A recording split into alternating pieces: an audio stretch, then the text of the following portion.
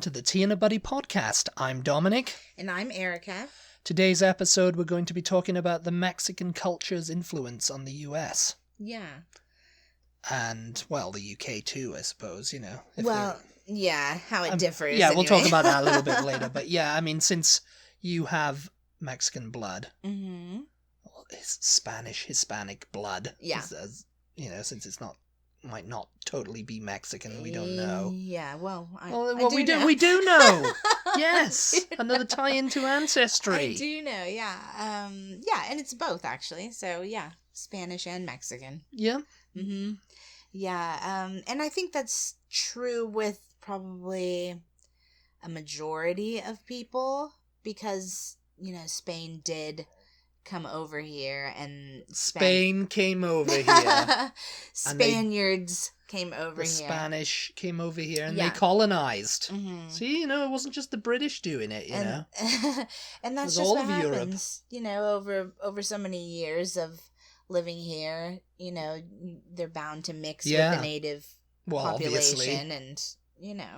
So with a whole new culture, which has impacted the US on, a national scale, but mainly with the border states, I'd say. I mean, because I happen to live in one, so, I notice it more here than I probably would in, say, Nebraska.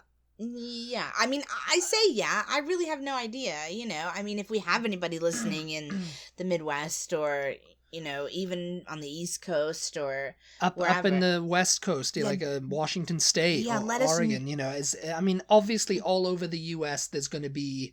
Let us know how prevalent Taco Bells Mexican and all that kind of influence stuff, is on where you live in the United States, or actually where you live around the world, unless you live in Mexico, in which case we assume that, there's a lot of Mexican influence in Mexico. And yeah, I did just say Taco Bell, and I realized that's not. Oh my God! A Mexican thing, but it's like Tex-Mex cuisine. Yeah. And it's not. I mean, I personally prefer Taco Cabana if we're talking about it, but yeah. Yeah, we say Taco Cabana like people know what that is. I don't think that they're actually nationwide. They're not nationwide. Well, they should be. They should be. Yeah, they're much better than Taco Bell. They're much better than Taco Bell. I mean, as far as Mexican fast food goes, or Tex-Mex fast food, Tex-Mex fast food, yeah. But yeah, I mean, I don't know how you want to break this down because obviously it's quite a big topic. It's quite a big topic, and we're gonna have to condense it into 30 minutes. Yeah.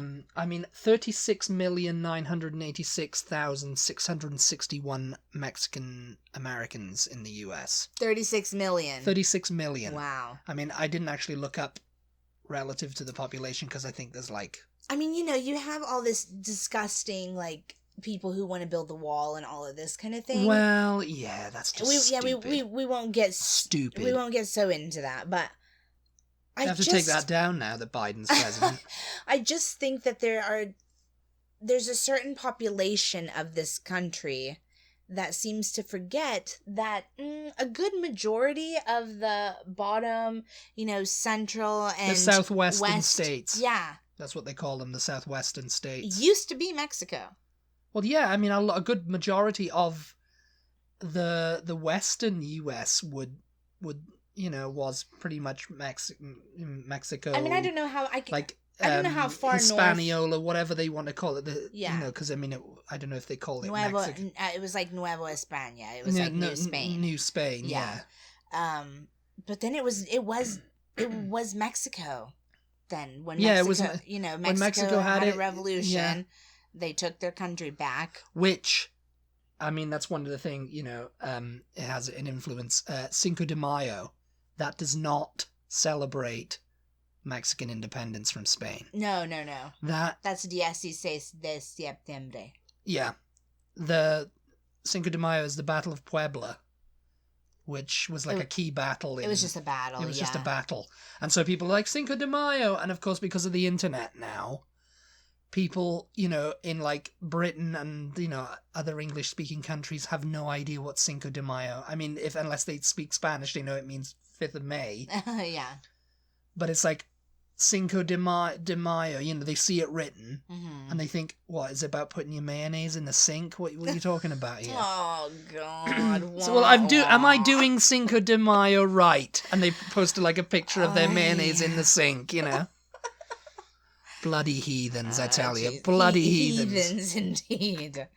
Yes. And it's English people. But yeah, you know, a good part of the United States was Mexico at one point. Yes, it was. And I think maybe, I mean, I haven't done the research on this, but more land mass belonged to Mexico than it did to, like, the UK or, you know, well, the UK with Britain, England, you know. Oh, yes, I mean, easily. the 13 colonies, you know. Oh, easily. Because the entire state of Texas was Mexico. Yeah, and that's a lot. Yeah, and then it went up into, you know, Colorado. Well, and... when I think most of California was I mean, Mexico. we'd have to bust out an old map, you know. Bust out the old maps. I mean, it did not go all the way north. It didn't go so far north as Canada, I don't think, but yeah, it was Well, no, Canada was pretty much... It was a large portion, and you know, you have Yeah. During all of the wall business, you know,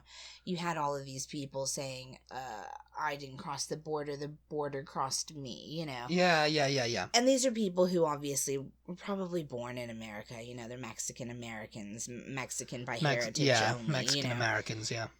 And so, you know, the border did not actually literally cross them. They didn't just go, phew, you know, one because night, it was not that recent. It was not that recent, no. But it's true. Heritage wise, ethnic wise, you know, if people know yeah. If people in this country with Mexican or Spanish even roots who know their family history, yeah, they are probably able to see the point in history where the borders change, especially if they live in this state. Yeah. You know, so it's very true. And, you know, people who go back where you came from or whatever, it's just like, well, no, you go back where you go back where you know, it's like when the people go like, oh, this is America, we speak English here. Mm. If you want to speak Spanish, go back to Spain, or, you know, go back to Mexico, usually they say, because they don't know where Spain is, these people. Yeah. Funnily enough, sorry to interrupt you. Funnily enough, though, when I lived in the Texas Panhandle, the white, and I'm saying white in quotation marks, you guys can't see me, but the people who were that lived up there, used to refer to Mexican Americans as Spanish people. The Spanish people, because I think that they thought that was being more politically correct. Yeah. Yeah. I always thought that was so weird. I'm like, why are you calling them the Spanish people? Oh, the Spanish people who live down at the end of the street. The Spanish people. It's like, what, they moved here from Spain, yeah, did they? Like, what? Why are you calling them Spanish? It's so weird. But anyway, go back to what you were saying. I mean, that's just it. You know, it's just kind of like, you know, those people who say, oh, if you don't speak English, go back to Mexico or whatever. Right. You know, it's like they've got, oh, well, you know, that's not the official language of the USA. Right. It's like, if you want to speak English, go back to England. Like, unfortunately, they don't know where England is. These people who are telling people to go back to their own country, they don't know where their own country is, you know. Oh gosh. But I want to ask you whether you were surprised when you came here for the first time at how much, because you guys, when you go to the grocery store here in Austin anyway, it's not, I'm trying to remember, is it so true for like as far north as the Texas Panhandle? I can't really remember, but in Central Texas for sure, and I think up in like the Dallas area and stuff as well. When you go into the grocery store, on pretty much everything, it says what it is, what the product is in English, and it also says it in Spanish. Yeah, like orange juice, jugo de naranja, and yeah. well, you know. Yeah, And so it's just like, it's got the English, it's got the Spanish, you know, it's milk, fine. leche, Nobody says anything about it. It's just like, that's just normal. Well, no, you know? I mean, Were you surprised by that though when you came here? Not really. I mean, I don't know. Maybe I was, because I expected America to be more, the way it's portrayed, to be more like, oh no, we don't do that, you know, that kind of thing, you know. But, you know, I wasn't surprised because of the proximity to Mexico, you know. It's like there's going to be Mexicans living here who speak Spanish, you know, and because I'll say, you know, and it's like, you know, why shouldn't there be like Hugo de Naranja on the thing, you know, and stuff like that, you know, because I mean, you said it when you went to Wales, but that was actually Wales. That's what I was. That's well, yes, you know, yeah. Like, I mean, it's, you know, that, but it's yeah. So I was surprised. I mean, HEB wasn't around during the when Texas was part of Mexico, you know, right? No, that's what I was gonna say is, you know, I've said before many times, I embarrassingly didn't know anything about Wales before I went there the first time. So it was surprising to me to see everything in English and Welsh, because I guess I had no idea they spoke English over here. Well, I probably didn't know that I moved here. I didn't know that Welsh was still a language. If I was aware of Welsh as a language, which I can't remember at this point whether I was or not, I didn't realize that it was spoken, that it was still a spoken you thought it was language. Like a dead language or something. Yeah, I mean, you'd assume that, because when you go to South Wales, I mean, you're going to meet the majority of English speakers. I mean, I don't think I ever ran into someone who spoke Welsh and was like, what are you saying to me, you know, right, what are you saying, you know. And it's you know, I spoke to people who were like, oh, I speak Welsh too, you know. Like, if you get a job in the government, I think it's a good requirement to, like, oh yeah, because we've got Welsh speakers.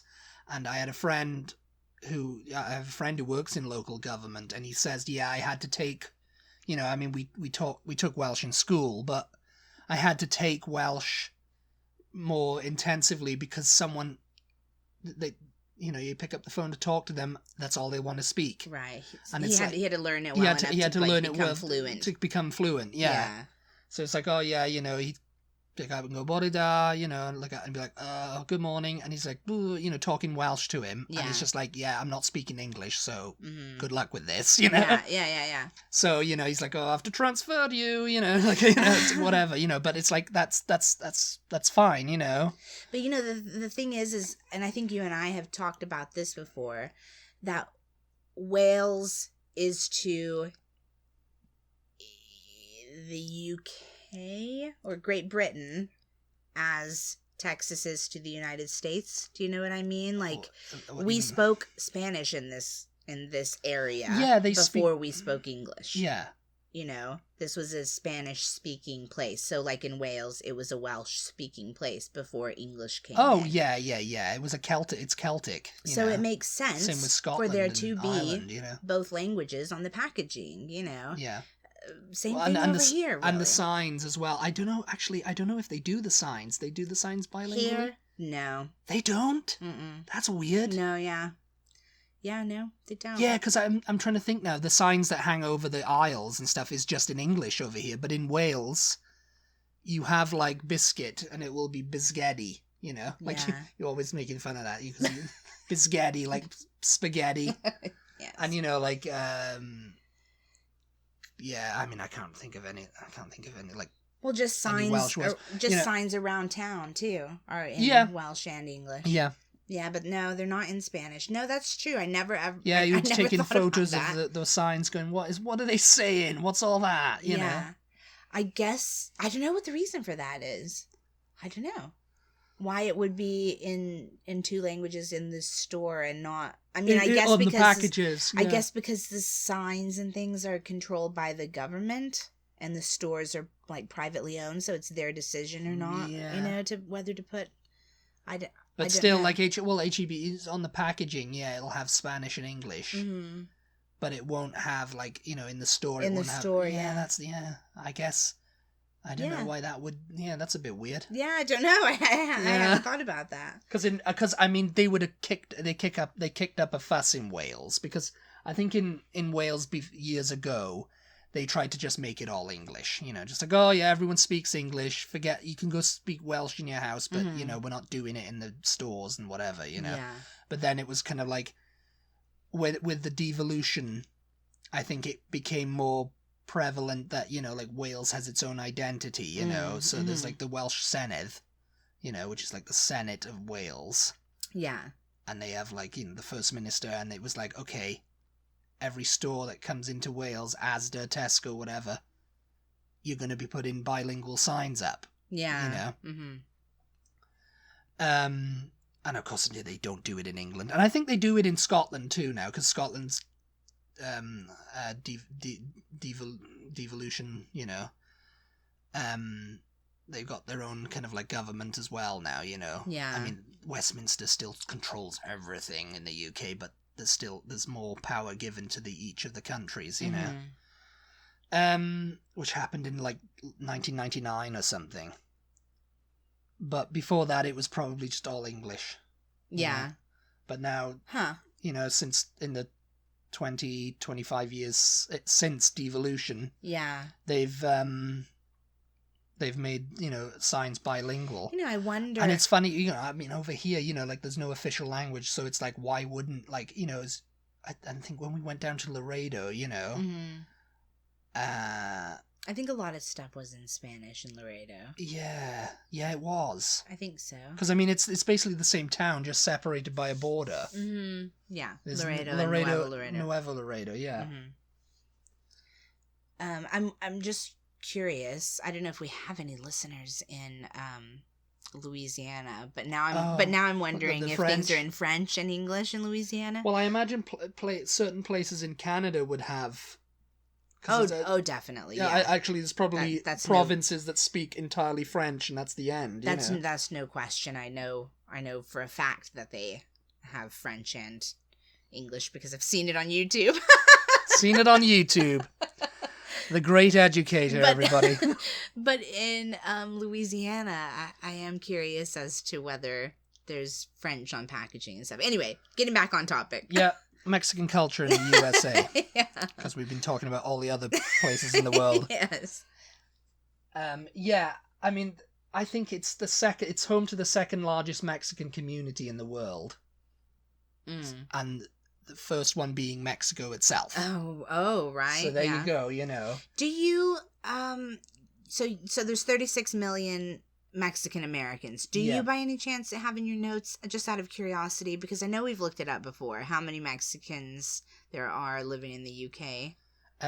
According to the 2011 census, a whopping 9,771. That's Mexican born. Yeah. So I mean that makes sense. And they're mainly in London and the southeast of England, apparently. Oh, okay. I mean, that's interesting. I mean, because I mean, they're going there for work, probably. Yeah. So London's, the biggest city, and I mean, it's like, oh yeah, people think like, oh yeah, Spain and all that, Spain and Mexico, very similar. It's not. Yeah. Just the Spanish aspect of it is similar. It's kind of like a similar. I'd say it's about as similar as the UK and the US. The language is culture-wise, Yeah. Yes. Yeah. Because the language is not even always the same. No, it's not. Like over here, the language is not always the same. Yeah.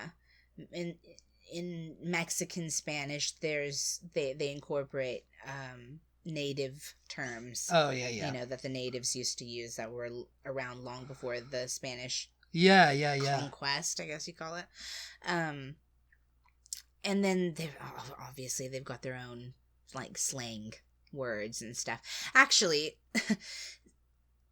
Tex-Mex or Spanglish, if you want to call it, the Spanish that is spoken in the United States is not the same as in Mexico or in Spain either. No.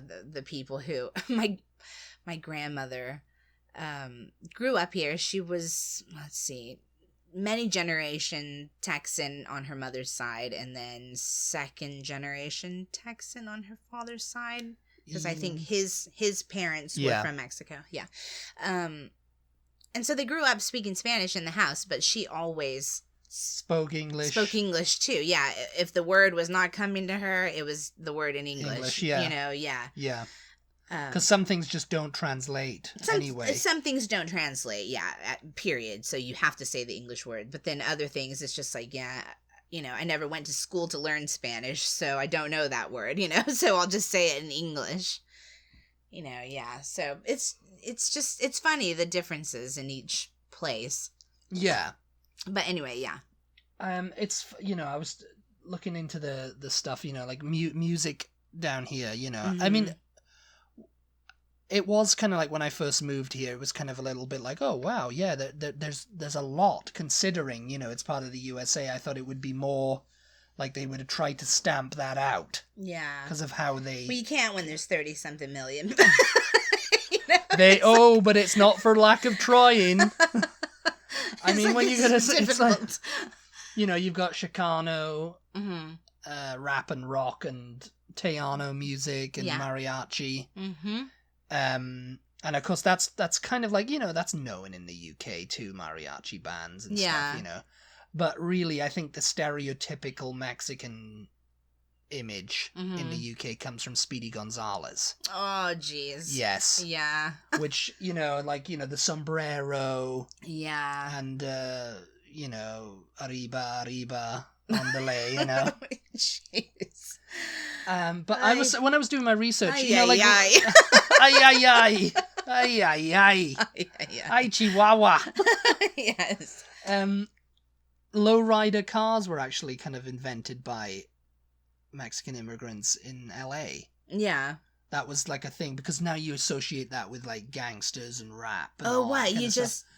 And it's like in LA in the mid to late 40s, they would like, you know, they invented it, you know, like low and slow, you know. They also invented the really wide-legged pants. Zoot suits? Yeah, do you have that? I didn't put it down here, but I saw it. What is the word my grandma used to call them? Pachucos?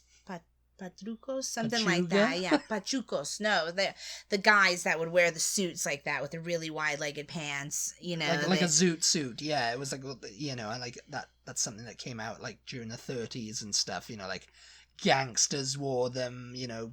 Nightclub Cab Calloway was like famous for wearing them too. Oh yeah. And he wasn't Mexican, but you know, it's just like it was like something that was quickly adopted by the American gangster 1930s, you know, like keep the change, you filthy animal, all that kind of stuff. Yes. Like, because they wore the wide-legged pants, wise guys, you know. Yeah. Because it's like, you know, getting back to the whole suit was like oversized. It was basically oversized, wide baggy pants, wide... The jackets were quite longer and loose, and yeah. The hats. Pachucos, yeah. If anyone knows how to pronounce the word, I'll have to look it up after this. But 36 million of you out there, so you should be able to tell us something. Yeah, I mean, you know, that the food is like the big thing. Yeah. You know, like the tacos. Mm-hmm. Like that's the big thing. Yeah. That's the one.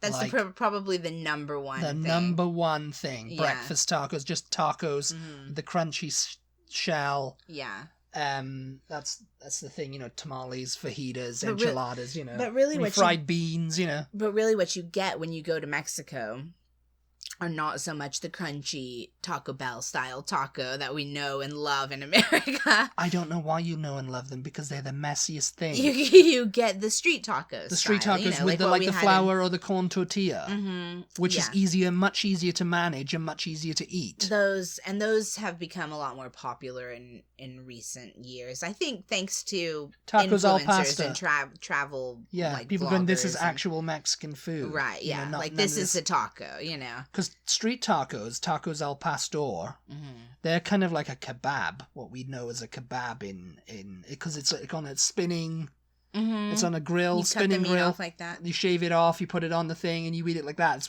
That's basically a kebab right there. You know, what we know as a kebab or whatever. You know. Just squeeze some lime juice on it. And... Yeah, I mean, tzatziki sauce, bit of salad, you know, bit of hot chili sauce. Yeah. Whiten this up a bit, you know. Oh, yeah. But there you go. Whiten it up is right. That's what Tex-Mex is, yeah, because done, it's like, they're not going to eat mole, they're not going to eat menudo, Mm-hmm. So it's like menudo is kind of a little bit like gazpacho, isn't it? It's cold soup. No. Menudo is a soup made in the lining of a sheep's So it's like belly, Mexican haggis, something like that. Yeah, but it's a soup. But a soup, yeah, but a stew. So I mean, correct me if I'm wrong. I've had it once, but I was a kid and I was not a fan, and I haven't had it again since then. I definitely need to try it again because but I think that's how it's made. Yeah, and then mole, of course, is like chicken in a chocolatey sauce in a cocoa kind of sauce. Yeah. Yeah. I mean, I haven't tried mole. I think maybe I haven't tried menudo either. Yeah, maybe not, because I'm not really a fan of either one of them. You have on your list, though, tamales. I would not consider tamales to be Tex-Mex. I think that's more a genuine Mexican food. I don't think that they are something. I think that's something that down here, but I mean, like Mexican communities across the U.S. are like, tamales. Oh, yeah. But, like general, like... You're not going to find them in a restaurant too often, I don't think, except for maybe down here closer to the border. Close to the border. Or in, like, grocery stores. You might know a lady who makes them and sells them at Christmas time or something like that, but I don't know. You guys let us know whether you know what a tamale is, whether you see them in the grocery stores or in Mexican restaurants that you go to. In the UK, we don't have that much of a Mexican culture. Yeah, no. So like tacos aren't a big thing, like the biggest name brand of Mexican food there is Old El Paso. Yeah, right. And that's what you like, oh no, that's all you got over here. Yeah. And it's just like, fajitas are the big, are like maybe the biggest, like, food that you'd know about. I remember, I think it was the last time we went to Britain when your dad was still living there. And he had bought some chips and salsa, like, just to have so that I guess we would feel like we were at home chips or whatever. And, like, but it was Doritos salsa, and it was basically just, like, ketchup with bits of stuff in it. And stuff. Yeah, it was like, I was like, yeah. But I think that's about the only kind of salsa you can find in the stores over there. Well, no, I mean, you're not gonna really find sour cream. Maybe you will at some specialty stores. Well, sour cream is not really Mexican, though. Well, I think it's Russian. And like tortillas, right? Yeah. You go into a store over here and you see like they've got like an aisle full. A whole section. A whole section. Mm-hmm. Yeah, good luck with finding that in the UK. Well, they call them wraps in the UK, don't wraps, they? yeah, and that they've whitened it up even further. And they're usually wheat. They're usually like a flour. Flour. We're gonna have a chicken wrap. Yeah. A spicy chicken wrap, or it'll be a Mexican chicken wrap. There you go. You can get that from Taco Bell in the UK. Funnily, though, I think over the last couple of years, it seems like it's becoming a Mexican. I say Mexican. When I say Mexican, you guys, I mean Tex-Mex. As far when I'm in regards to food. Yeah, in regards to food, because in America it's Tex-Mex that's popular. I think that Tex-Mex has become more trendy in the last few years, though, in the UK. It seems like I've seen more people talk about, let's go get a Mexican, in the UK. Everything's yeah. Let's go get an Indian. Let's go get a Chinese. Yeah, whereas over here they just eliminate that. So let's get Chinese. Let's get Mexican, But it's like, let's get a Mexican. Let's get a Chinese. Because when we say Chinese, we mean Chinese Let's get an Indian, We've just dropped off the word food. We're going for a Chinese, okay? What do you want? Yes. We're going for a Mexican. What do you want?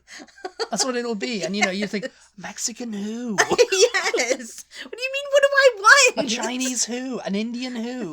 What, you're going to actually eat them? Oh, my God. Yes. But anyway, 9,000 Mexicans in the UK. Yeah, 9,000, that's what, and I mean, the stereotypes as I remember were, the sombrero and the drooping moustache. They used to call it a Mexican moustache in the UK. What about the Mexican wave? What is that all about? That's how it's known across the world now. I mean, in North America, it was just known as the wave, but after the 1986 FIFA World Cup, which was held in Mexico, that was like the first time Britain or Australia or anyone, any soccer-loving English-speaking country had seen it. So it was like, oh, the Mexico World Cup, it's the Mexican wave, Oh, okay. So that makes a little bit more sense, I guess. So, it's like the Mexican wave. It's like, that's what the historians have said. Yeah, that's where it was first, like, picked up internationally by English speakers. Because when you said the Mexican wave to me the first time, I was like, no idea they're doing the Mexican wave. And you were like, what the hell is the Mexican wave? You big racist. Yes. And I was like, it's the Mexican wave. Oh my God, you British people. Like, why is it Mexican? What are you talking about? Because it was in Mexico. It was invented in Mexico. And you're like, what do you call it? I'm like, just the wave. It's just the wave. Let's do the wave. Oh, you just culturally appropriated that from Mexico right there. Oh my God. But anyway. Yeah, it's like, that's the first time that most people outside of North America had seen that. Mm-hmm. People doing that. And so it was like instantly associated and probably forever associated with Mexico. So it's the Mexican wave from then on, You guys didn't know about the wave until 1986? I guess not. No, I mean, in football matches and stuff, it was just more like, just singing songs, like, Oggy, Oggy, Oggy, oi, oi, oi. It's a great song. The whole audience just going, It was, isn't it? British people will back me up on that.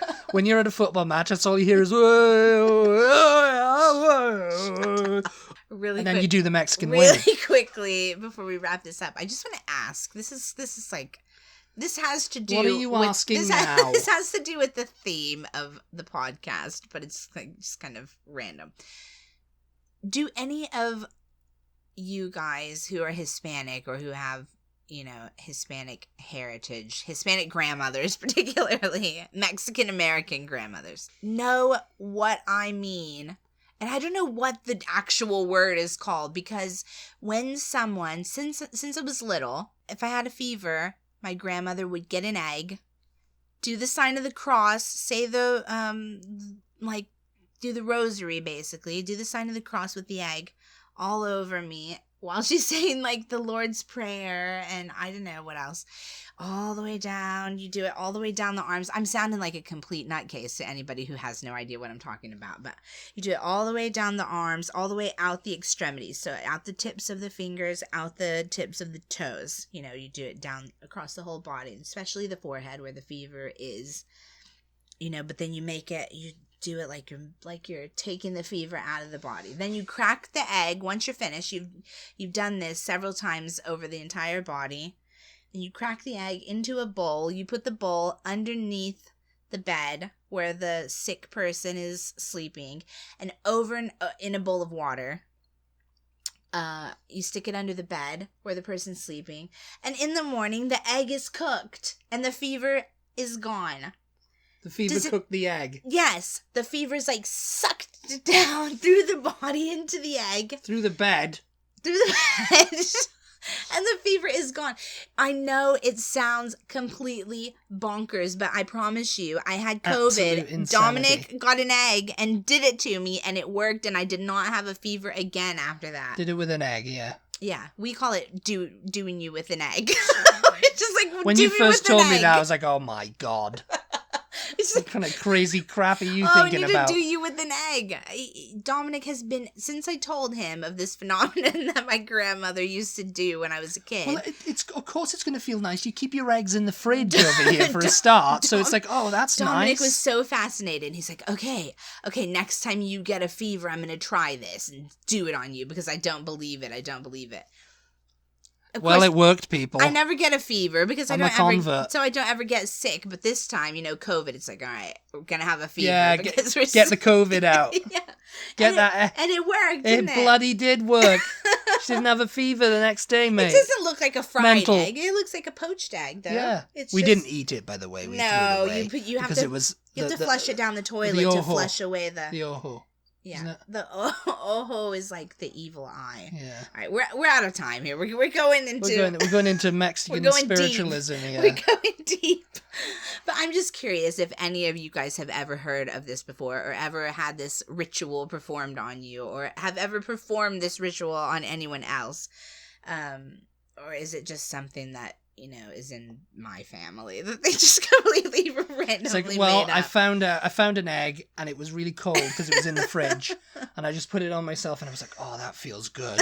It does. Like putting in on a hot summer's day when you put like a can of soda or something that's really cold, and you go, oh, that's the best feeling because ever. it's something about Someone the did roundness of the egg, and then it's cool and it's touching your skin, and then the person's like going, "It's my father." They're like saying the Lord's Prayer, like kind of whispering. It's just very like relaxing. It's very relaxing. So by the time you're finished, you're just like, I did it on your relaxed. feetsies too. Yeah. Yes. Okay. All right, we gotta go. Gotta go get done with an egg, people. Hope you guys enjoyed this topic. I know we left out a bunch of stuff. We left out a load like of we stuff. have Cesar Chavez in our notes here. We didn't mention him. We didn't mention civil rights leader, Dia de los Muertos, or anything like that. But we only have so much time, and we're over it, so we gotta go. Thanks for listening, everybody. Thank you so much. It's been wonderful. It's been fabulous. Thank you so much for tuning in. As always, we appreciate your support, and we will talk to you next time. Bye. Bye.